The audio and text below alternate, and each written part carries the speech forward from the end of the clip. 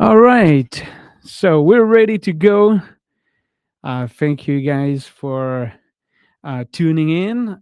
Today, I wanted to see with you some of the transcriptions that I have received. So, first of all, congrats. Kudos to people who participated and did some transcription of the solo of my solo on Bye Bye Blackbird. And we're going to look at some of them, not all of them, but I've selected a few just to give some feedback. Say a couple of remarks about the transcription, maybe some tips. If you have any questions, feel free to ask questions. Um, there's already quite some content on the website on jazzvideolessons.net about transcribing and things like this. And what I'd like to do now, I'd like to start with actually just watching the video with the actual transcription, and then we will look at some of your transcriptions, and then we'll analyze with the actual nice transcription.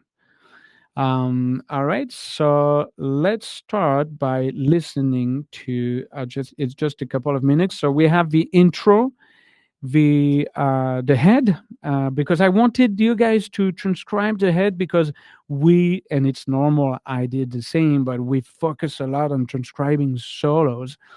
But I thought it was interesting to have you guys transcribe the head to see how I interpret such a simple melody as Bye Bye Blackbird. So, I encourage you to transcribe also how people interpret those melodies that we never play as written, because otherwise it would be really boring. So I think that's something that sometimes is a little overlooked. So the transcription that will be available for download on the website will include the introduction, the head, and the solo. So let's start right away.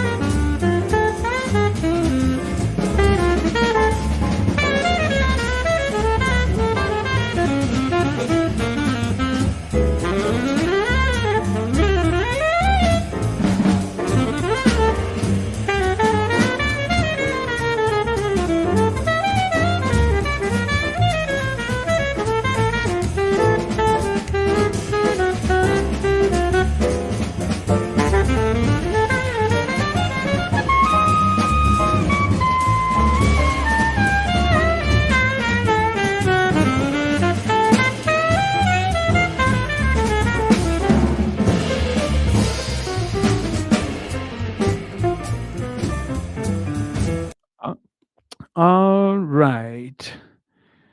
Okie dokie. So that was the actual transcription that we will look at in detail. Let's start with this one. And if I remember correctly, this one might be done by Corentin, who is here. Corentin, if you want to confirm, I think that is your transcription. But I didn't I lost the notes in the when everything crashed. Okay, Corentin, you confirm that's yours. Okay, all right. So first, it's written by hand, which I like. I encourage you guys to write because it slows down the process, and just to put it on paper is a great way for you guys to start memorizing, understanding all that is going on, the rhythm, the harmony, and so on.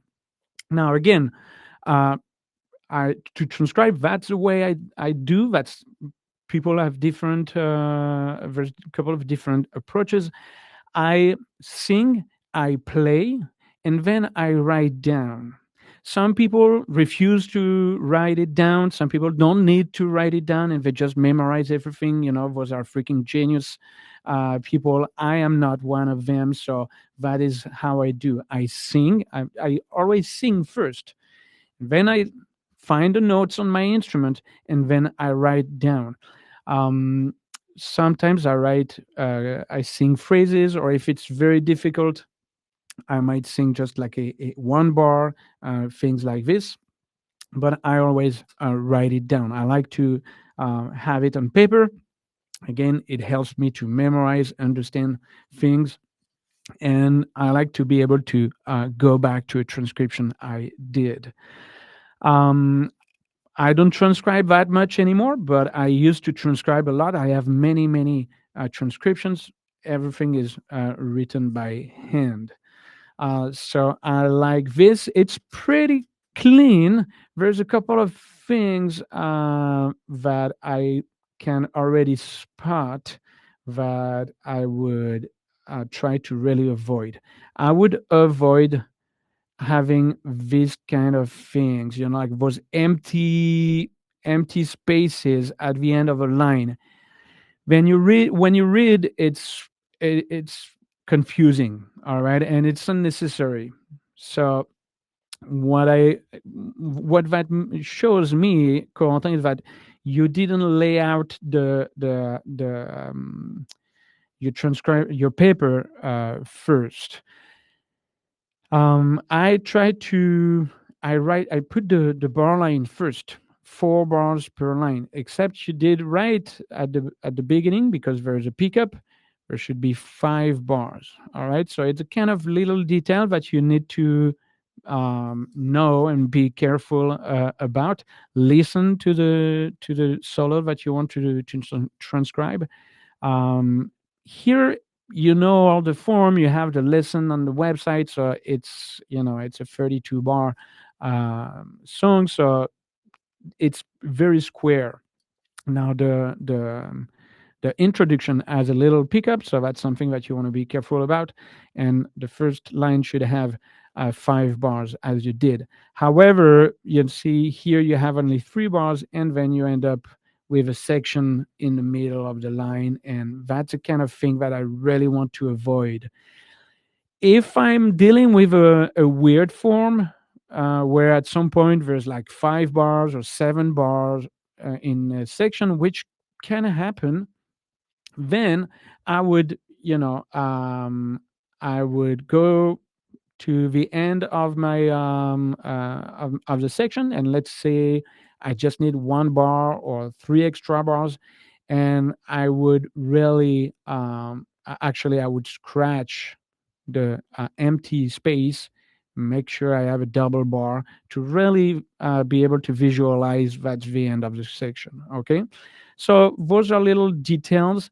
um, you wrote the changes, which is good. I saw some transcription where there's no chord changes. I think this is also nice to have them, because then right away you can actually analyze, see, what notes am I playing, or the guy you're transcribing how is the melody related to the harmony. So don't forget to write the chord changes.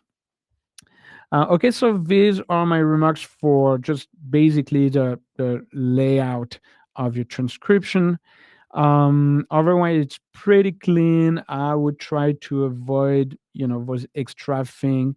Again, it's little details, but then when you want to read, that's the kind of thing that are going to make your reading easier or more difficult. Okay, now you didn't catch the chord on the intro. It was sus4 chord, and here we go. It was E flat sus4 concert, so C sus4 for the alto, and C sus4 concert, or A sus4 for the alto. Now the transcription, what you did the intro, and you did the head up to the beginning of the solo. There was a couple of mistake. Mostly it was rhythmically. Okay, here rhythmically you're displaced because here you're displaced by one bit. Here there's a little melodic mistake. You wrote G sharp and G natural. That's actually G to F sharp. But basically, most of it is fairly accurate. So kudos to you, Quentin. Also, here you get displaced rhythmically because that high E arrives on the downbeat here. So here you get displaced by 2 bits. Okay, so you'll see that in the official transcription. So nice, very nice, Corentin. Now let's look at what else do we have. All right, so we have one that is very nice. I don't remember who did this transcription. Again, couple of details. When you have a pickup, you should have the double bar here, just to really show that the beginning of the section is on this bar and not on this one. And actually, when you have a pickup, you don't need to write the rest here. Here, one of the main problem is the number of bars per line. It's kind of never the same, so that for me that's kind of annoying my eyes. So I like to have the form really clear. So again, just lay out the transcription, like just put the bar lines before you actually do the transcription, before you write it down, so that you make sure you have 4 bars that are the same length. What else? If I look a little bit at what you wrote.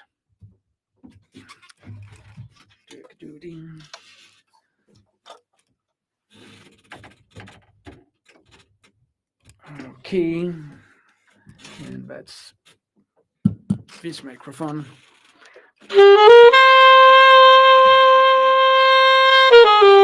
Yes, nice, because you're the only one who got this actually right. It's true that it's very subtle. I have a very light attack on this A, but that's exactly what I'm playing. Here, rhythmically, it's a little. It's not exactly what I play. I play with a lot of anticipation.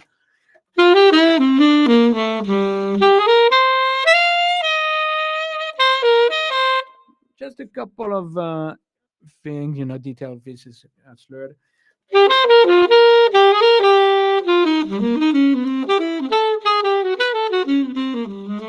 All right, so this is pretty good here. there's some ghost note that you didn't get, but that's very, I'm picky. I'm being picky. Um, this is not the chords that we are playing. We are playing the diminished chord. We are playing F diminished chord here. So here,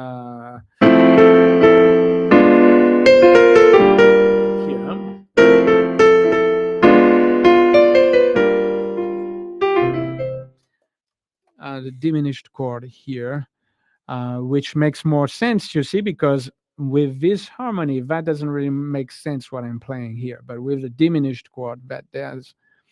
All this is pretty good, pretty good. Good job on the rhythm. I see that you wanted to analyze what is going on here.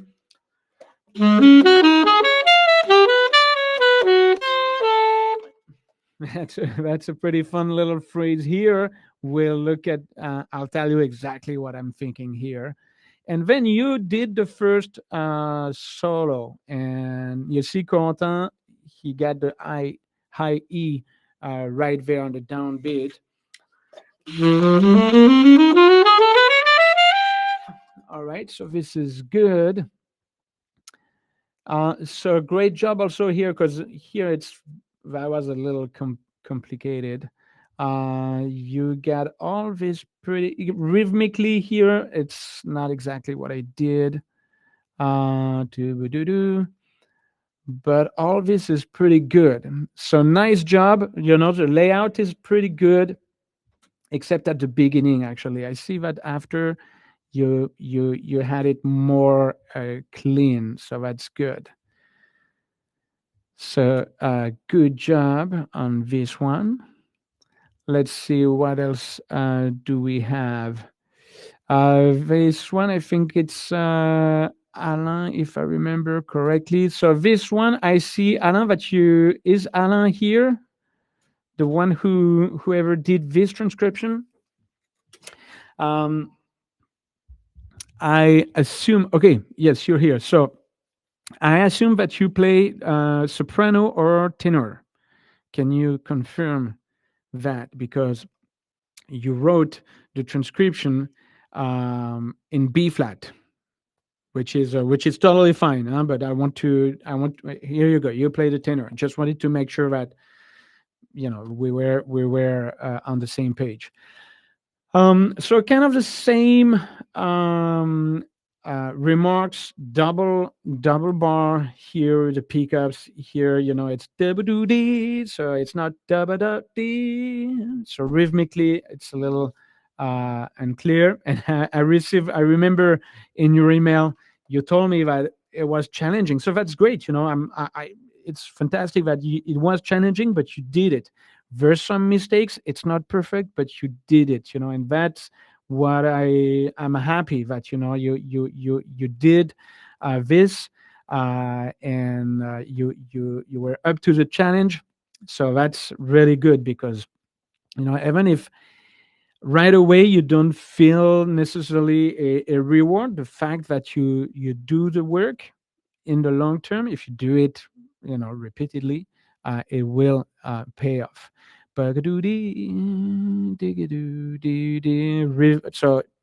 here it's not that it's just like eighth notes. Some anticipation here, and again, like I like to have 4 bars per line, and then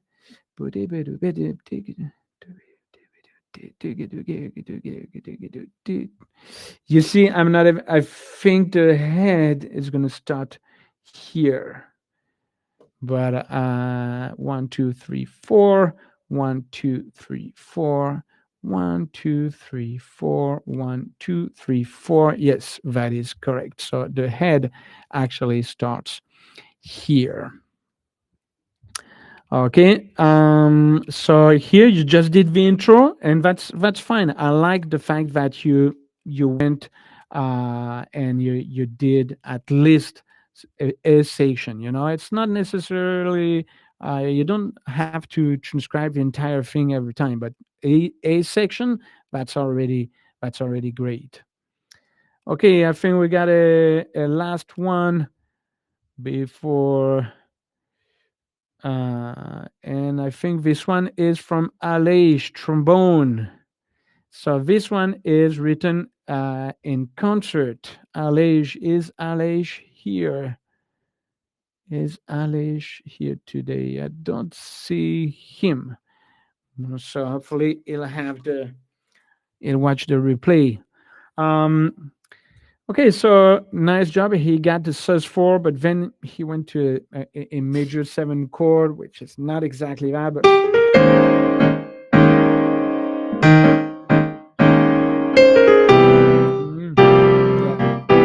it's not a major 7.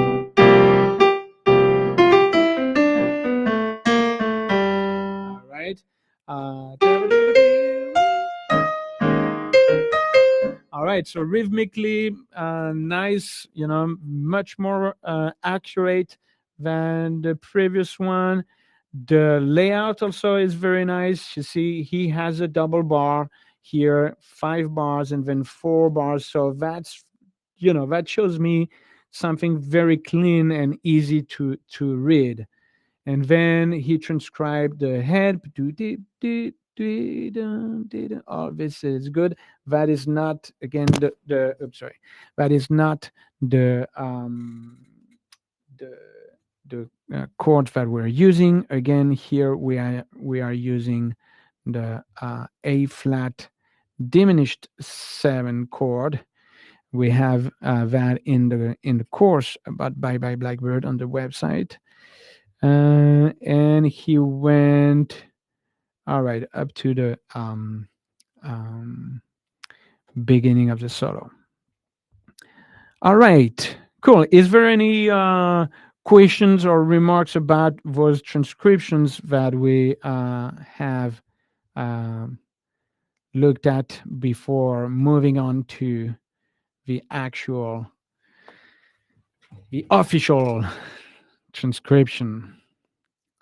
Everything was pretty clear. Whoever is here and did the transcription that we looked at, if you have any questions or remark, let me know. All right. So let's look at this. Okay, first of all, you can see, this is professionally done. There's like everything you need to know. Uh, so obviously, when you do a transcription for yourself, you don't need to necessarily have all those informations, but it's nice, to have the lineup, um, the time, feel, the tempo. All right, and he even, I didn't do that when I on my transcription, but he even included the timing, so which is pretty nice. And then it is following. This is not just me. He's following 4 bars per line. He's following the frame of the song, except on the first line he has 5 line because it's a pickup, and you see he does not include the rest because it's a pickup. You do not need to include the rest. So that's a little detail about the layout. Now look at this.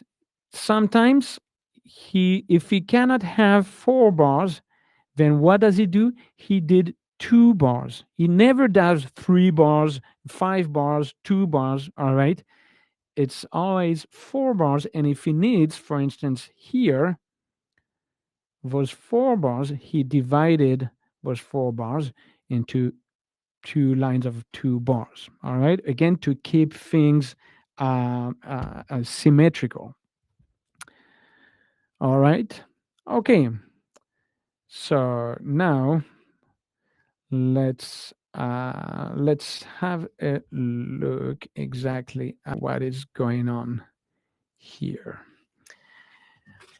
So the intro was made up by Brendan McCune, the pianist, because again, that recording and that album, because I have several tracks coming up, this entire recording session was really old school style. We had a free afternoon, so we went into a studio and we had not prepared anything. We just called some tunes. I brought a couple of compositions, but there was no arrangements whatsoever. And I remember, I've, I'm not sure if it was the first tune that we recorded, but at some point I got out of the recording room to go talk to the sound engineer. And by the time I got back, Brendan say, "Oh, let's play this little intro." Ba-ba-doo-dee. He just play what?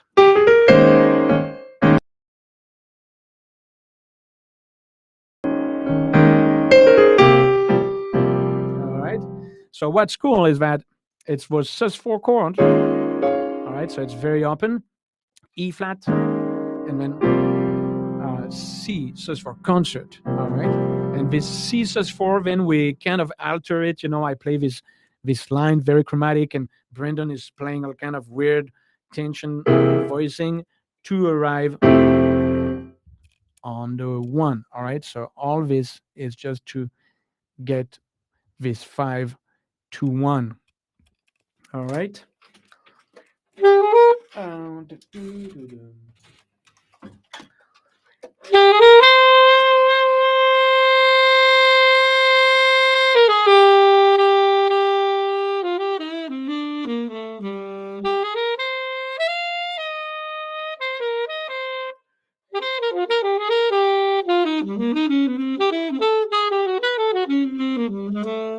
All right. So now you might wonder, what was I thinking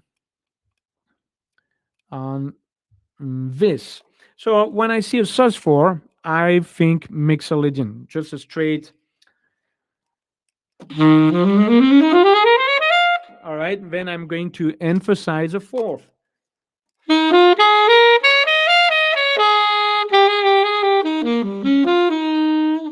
I can play with triad pairs, things like this. Here, but here I'm really going out.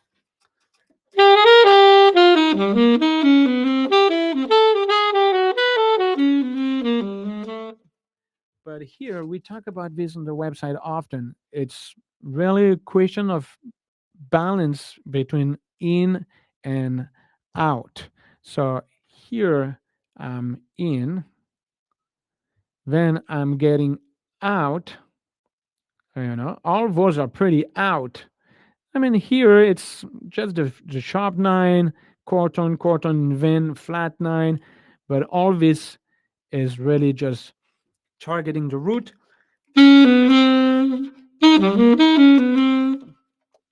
then also all this, what is this? Is just C7. And you know that when you have a dominant chord, you can do everything by minor third. Then here, C sharp, F sharp. So it's even more out. And, yeah, I could even kind of see some F sharp 7 kind of thing here. Now, when I'm playing, I'm not really thinking all this, but here I see some kind of F7, and here I'm targeting the A again. But I'm just sometimes, I play what I kind of hear in my head. What I hear in my head is a combination of what's in my language, what I've been practicing, some conceptual ideas, by minor thirds and things like this. But also sometimes it's just I just let go and I just play in, go out, and to be frank, sometimes it doesn't really matter. Just go out. What matters is how you come back in. All right. So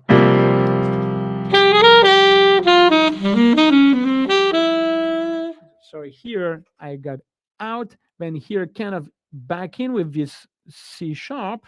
All right, that's A7. out again, and in again. Oops, like that. All right. So it's in, out, in, out, in.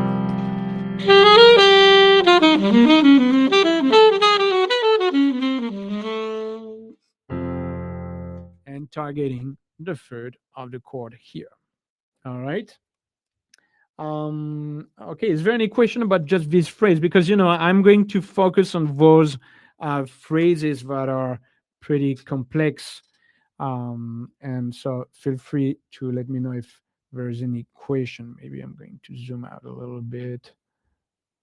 Okay. Um, all right. Now the melody, the head.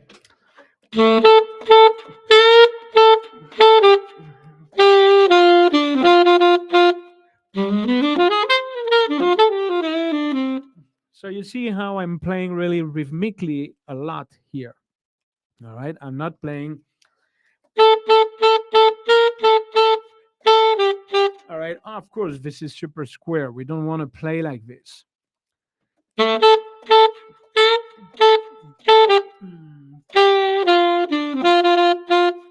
And here, I just play a phrase. I improvise.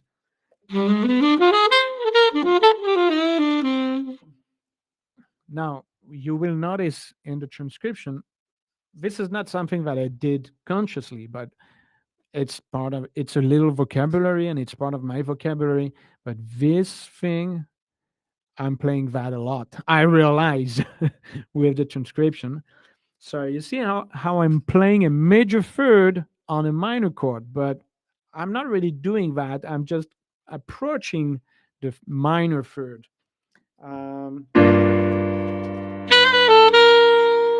If I stay on this G sharp, of course, it's going to sound awful. Right? That's not nice. Now, if I create that tension and resolve it, now it's great. It goes very smoothly. All right. Notice how I target chord tones, mostly the third here, the third there. Okay. Here, what am I doing? I'm playing the arpeggio.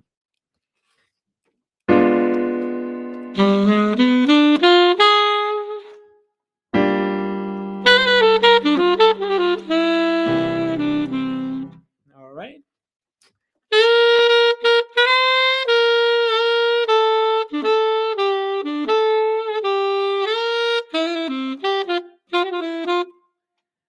Check out how we haven't heard that I was playing this D with the palm keys, like this. All right, so it's not super in tune, but it's very efficient when you want to play a little fast between the C sharp and D. All right. Here, I don't know if you noticed, but the pianist plays that rhythm and that melodic motif. And I heard that and I took it from him. All right. This is what we call interplay, and that's what I like to practice with students. It's catching, making sure that you're not just listening to yourself. Actually, you should be listening to everybody else, maybe except yourself. I'm exaggerating, but you should listen to the band first and react. Okay, and that's what happened here. The pianist played a little motif like this, and I took it from him. All right, and I repeat that motif, transform it a little bit, but it's just the same motif. Dig-a-doo bop, dig-a-doo bop, dig-a-doo bop. All right, but I go up, go down, adapt with the chord, and so on. Then again, targeting the third here.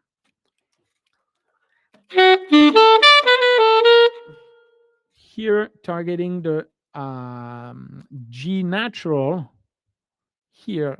All right. Again, targeting the minor third with the major third.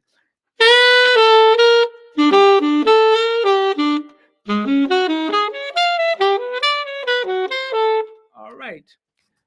So here, what am I doing? I'm playing with fourths. You see, so I don't remember. Someone wrote all the okay. He said he did the melodic analysis 5-1-4-9-5-1-3.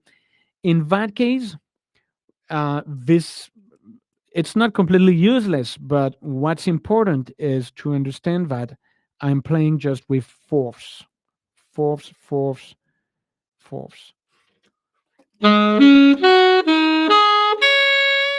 All right, all these are fourths, and just the last one is the third. All right, so here it's just little vocabulary in fourths, and doesn't really matter where you start. You can do that on any note.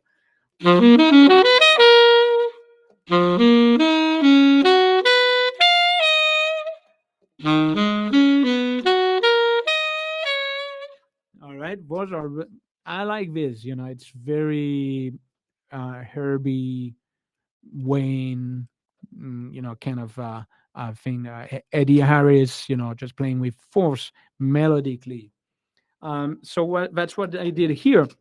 Also, it can it can help to think, and maybe that's what I again. I try not to think too much when I actually play, but I know what I practice, and I know how I practiced, and I know how I think. So I think that's why it's interesting to actually do the analysis of my own solo.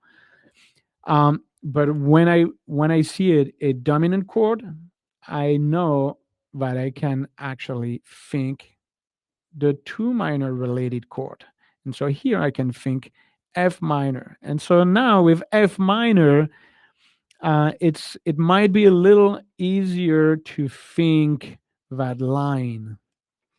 All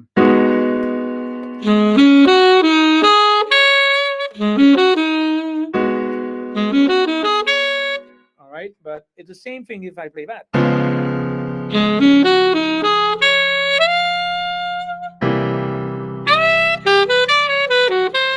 And so here again, you see how I'm going with those G sharp. So here, it's kind of I don't know if some of you guys watched the masterclass we did with Rick Margitza. He gave us a masterclass where he talks about how he used pivot notes, common tones, and so here that's exactly what I'm doing. I land on this C sharp, all right, the third of my chord. All right. Then here, what do I see? I see many things. Let me. Do you guys see well here? Because I know sometimes the video is kind of on the corner, so I just want to make sure, confirm that you can see. Well, okay, all right. It's a C sharp, okay, C sharp on the C sharp at the key signature. So it's a C sharp here. So let me clean. Okay, here I see C sharp minor. All right, because that C sharp, it's the third of A, but I can play the triad C sharp minor. Then here I see E major. And so you see here that's exactly the kind of things that come out in my playing because I practice these kind of things consciously, you know, like again, like the triad exercises we have on the website, with one note becoming is the root, and then the third, and then the fifth. That's exactly what I can come up with after, because I know this C sharp.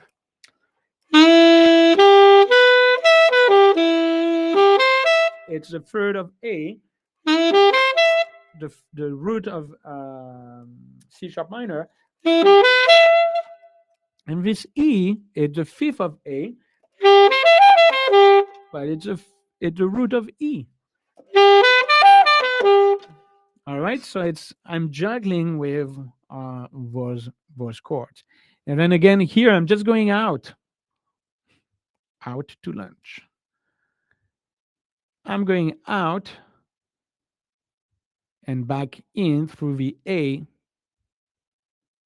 and land back to the um,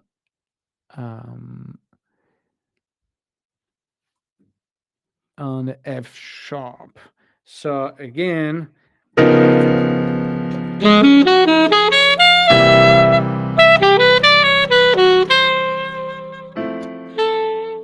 right. Now, again, that works also because I'm on a medium up tempo, like I wouldn't necessarily play that if it was a slow tempo.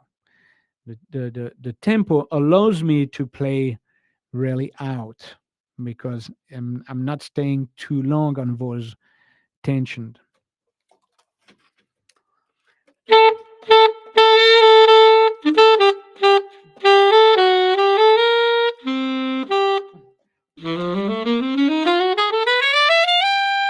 All right. So here is a little secret of mine, my friends. Another one. Anyone? Let's see if anybody can guess.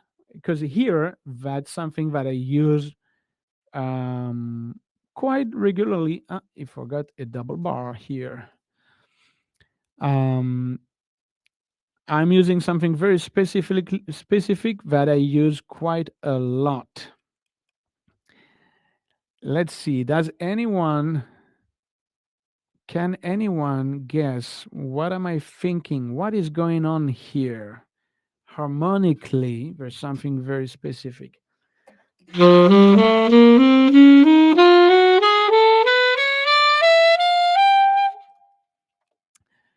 I use this idea on a regular basis. I wrote some songs using that idea. Not um,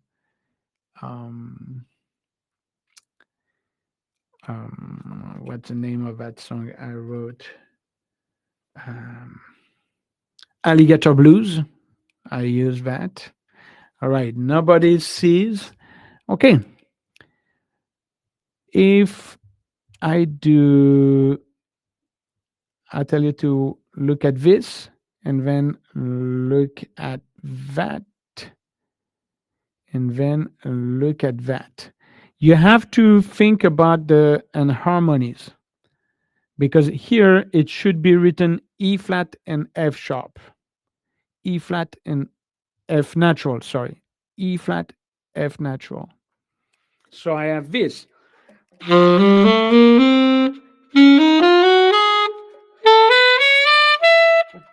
So what is this? What is going on now? Da, da, da, da, da. 1, 2, 3, 4, 5 of D major. Da, da, da, da, da. 1, 2, 3, 4, 5 in B flat major. And 1, 2, 3, 4, 5 in F sharp major. So I'm thinking D major, B flat major, and F sharp major. What is this? That's the major third cycle. And I like to use that scale. That's a scale that I came up with.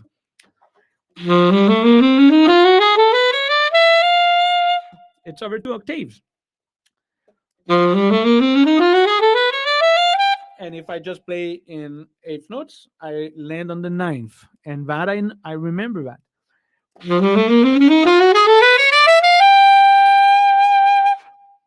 All right. And that's exactly what is going on here. That's a little vocabulary of mine. And I like to think in transposing cycles. Again, something that we talk about on jazzvideolessons.net. You have quite some content about that. All right, so that's my little pickup. Actually, no, I'm wrong. He doesn't need. It didn't forget that because that's not the pickup. Let me correct this.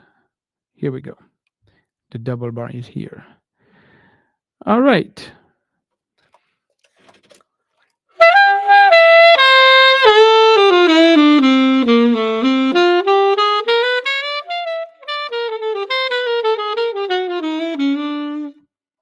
Okay, so all this it looks like very chromatic and so on, but this is just the chord scales, whole step, half step.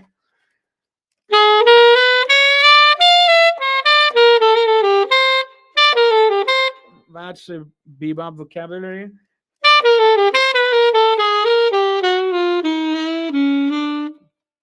So I go, I target again those specific notes.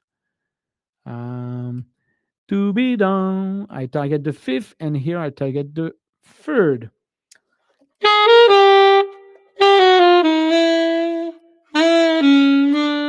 And here I target the chord on the fifth. The third, you see how I'm targeting those chord tones all the time? Uh, my favorite vocabulary apparently. Dil you bop.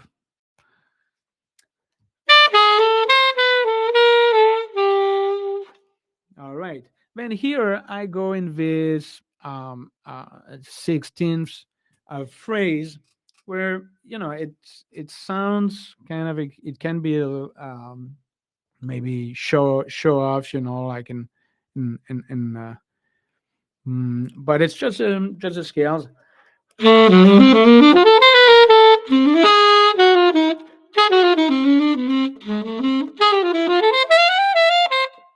So here I know that I want to be clear about my targeted notes, and you see how what I'm targeting is the root. All right. And here I realized that I built quite some tensions, so I wanted to release that a little bit. Playing much less, but motive to pop, pot, cut, key, to key, ga, ga, da, do, we are targeting the third again. And here he wrote an F natural. I might not be super in tune in the high register, but that's really an E again, playing fourths here. 1, 2, 3.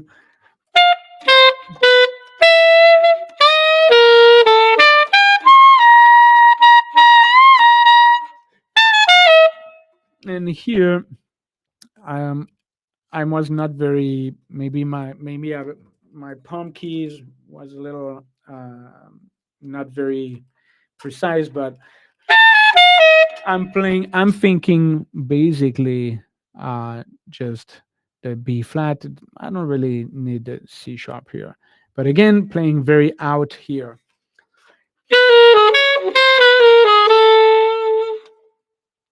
You see how on the A7, because it's a dominant chord, it's a tension chord.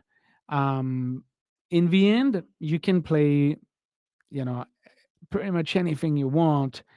It's how you go back in, how you target back into the chord. How do I do that? By targeting the third. Now, here, check this out.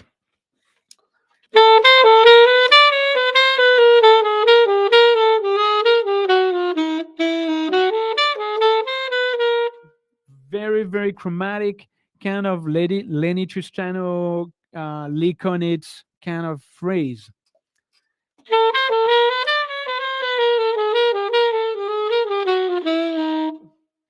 Okay, but what am I targeting on the down bit 1 and 3, the fourth, the sharp 4, which is perfectly fine, going to A, which is the 11th, do be down, the regular bebop vocabulary, the third, the ninth, and here I'm focusing on this chord here.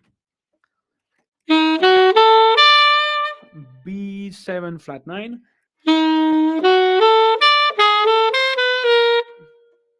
And this group of approach note to target the G. So you see, in the end, I'm not doing anything crazy.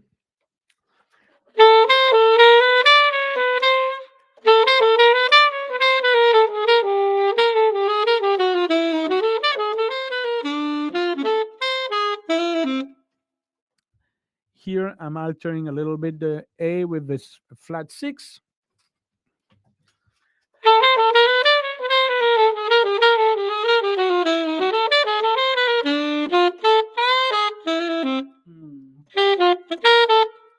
Okay, now here, what is going on? B flat, C natural, then going to that. Okay, so now what you guys should be able to go in my head and figure out what is going on here.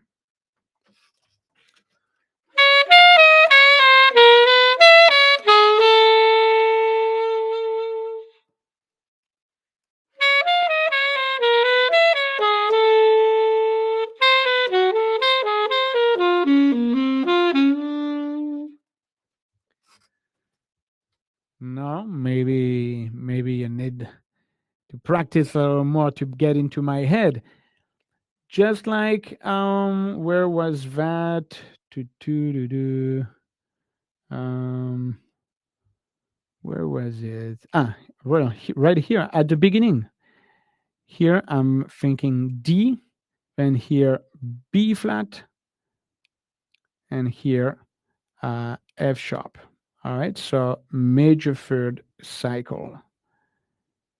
That's exactly the same thing over here, except now I'm thinking B flat, so I'm out already. Here I'm thinking F sharp.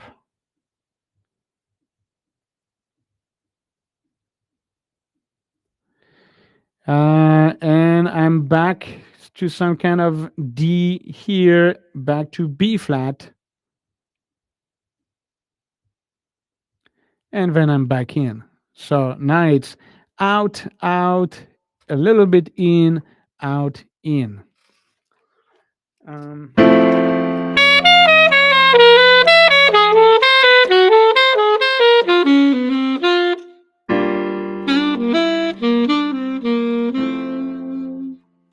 right. But you see, I can have fun with this for hours. Let me maybe get some strings so it doesn't stop.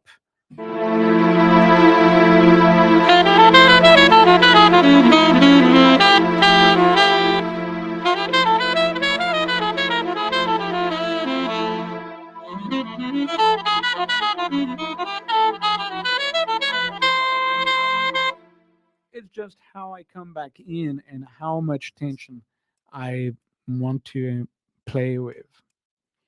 But that's exactly what is going on here.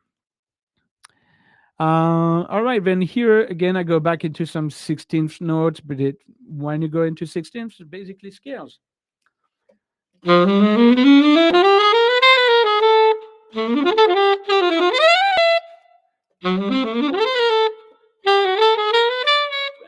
And you see how I'm going to kind of go back to this idea of playing in major thirds.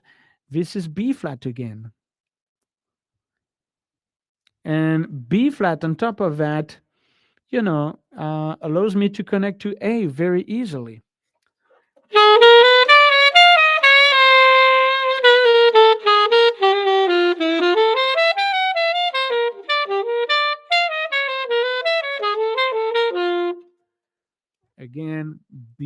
some kind of B flat,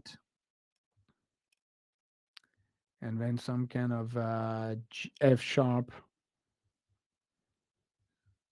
So it's not always like excessively accurate, but that's the concept, the ideas are there.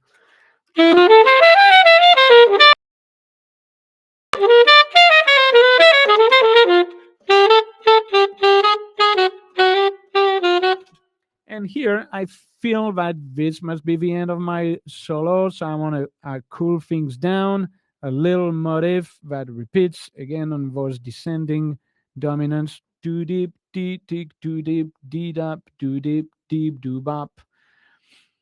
And now this big phrase that goes from the very bottom of my instrument to the very top of my instruments. Here playing with fourths, I like that. Here it's just quartons, quartons. Vocabulary, the targeting the minor thirds through the major thirds.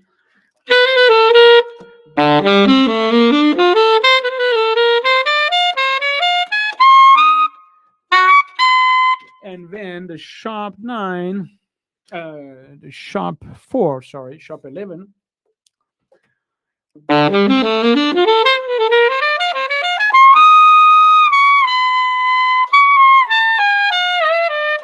And then I just descend.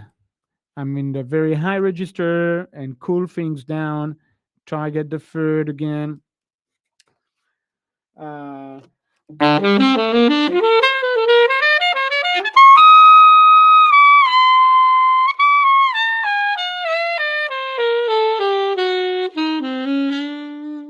Targeting the fifth of the chord and finish with a nice 2-5-1.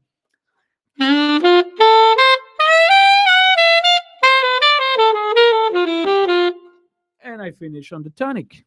Cannot be more clear than that for the end of my solo. All right, so let's have a listen now with Elvis, and feel free to ask me any question. Maybe just let's listen to let's get this one.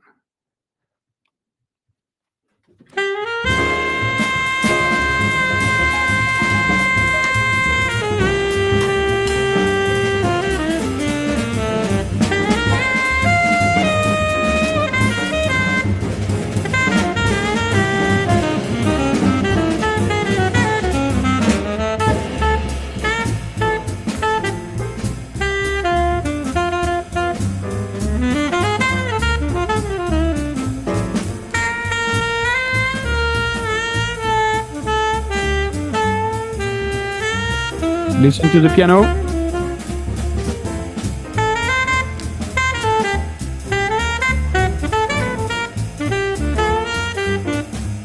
Or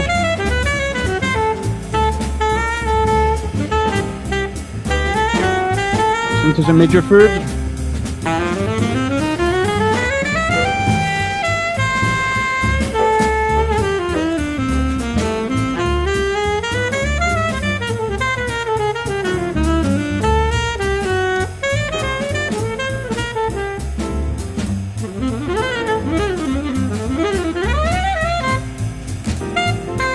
Motif, fourth, citing the melody,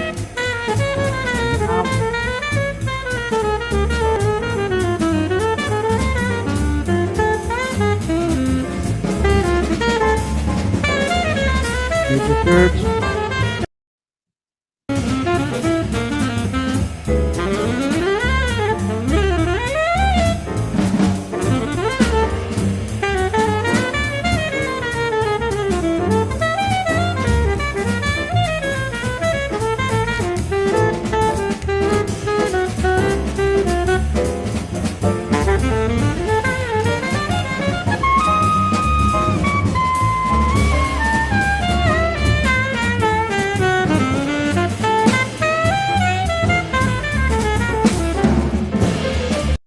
right now, listen to it again, and then pay attention to the rhythm section, which is a fantastic rhythm section, and how they really feel. It's that's what I really like. It's the interplay, and they really feel when I create tension. Like Brendan, he probably doesn't really know exactly what's going on, what I'm doing when I go into these major third things, but he knows that's when he has to go out a little bit and follow me or not.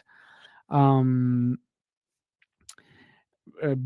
Jay also is a great drummer, supporting and really feeling when we're going up and when we have to relax. And there's just no nowhere where we don't understand each other. And that's really a great thing when that happens, when you play with musicians that it's not that they're sometimes I just play with some great musicians, but it doesn't match. My musical personality just doesn't match, and it match better with other musicians. Say doesn't mean that they're better or less, but it's just the musical personality. And with those guys, first the rhythm section, the three of them, they're very very tight. They are very used to play with each other, and so it's very easy to play with them for me. All right. Do you guys have any questions? I'm just trying to think if I forgot anything. So, I play a lot with this idea of in, out, and just a balance. Sometimes I play out, in, or out, in. This is the kind of thing that I have fun with. Um, I play a lot with major third cycles. So if I see something in D major, I know that basically I can go into D, B flat, F sharp major, and it's just a matter of then juggling, dancing with those key centers. Of course, a lot of bebop vocabulary, because this is my jam. This is really my language. So a lot of bebop vocabulary, some interesting rhythmic ideas, playing with fourths. That's more, Eddie Harris type of things. Then the major third cycles, that's kind of my own vocabulary. Some Lakonitz vibe over here, very chromatic, but always, stepping, putting my feet where they should, in order so that I don't fall. All right, I can do all kind of acrobat figures, but I land on my feet. Um, all right, and let's finish by watching maybe the rest of the video. I don't know if you watched it, but let's listen to the piano.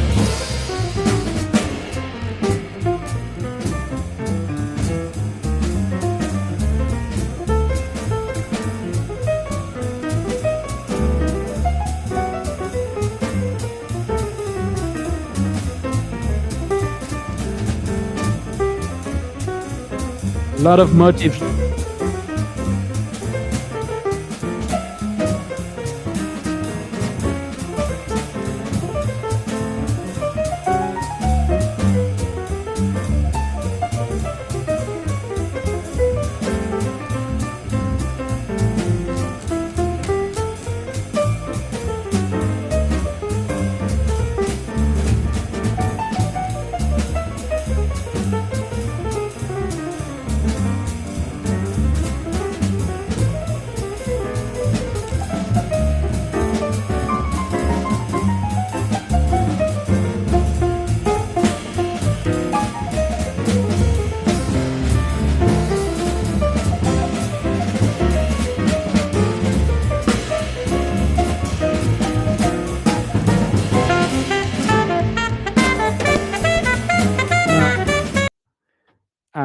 I don't know if you could listen, but here there's you can listen like some mics are actually falling down. It's the drums. The drums is falling off. You see it on the floor.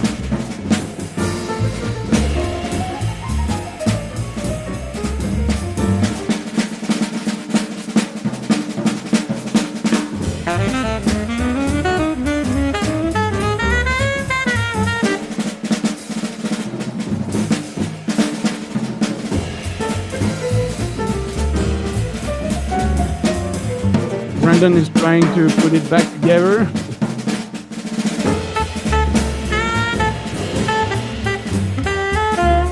Steve is laughing.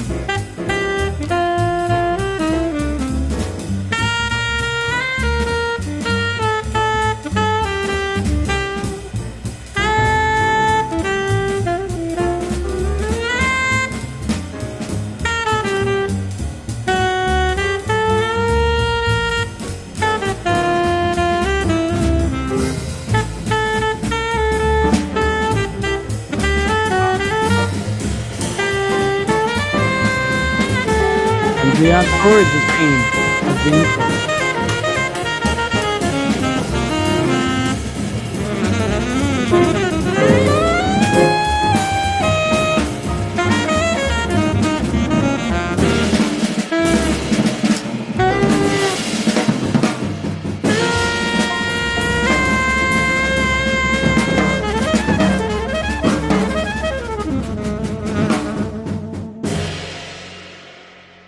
And so when the whole drum falling apart thing happened, I was like, shit, like do we stop? But I thought it was really swinging, and Jay kept playing, so I was like, man, we gotta keep going and see if we can save the take. And I think the take was pretty good, so we kept it. Actually, we just did one take, so we didn't really have the choice. No edits, as you can see, we're all in the same room, and just one or two takes top, and that was it. All right, I see someone couldn't hear, but it will be on the recording if you had audio issue during the live.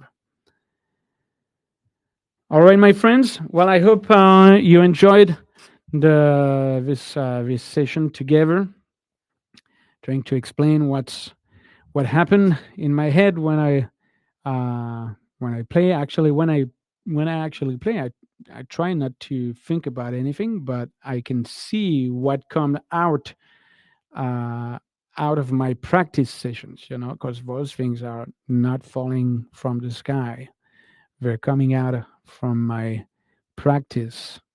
All right, and so I can analyze after. Oh, that comes from these ideas, these concepts, and so on.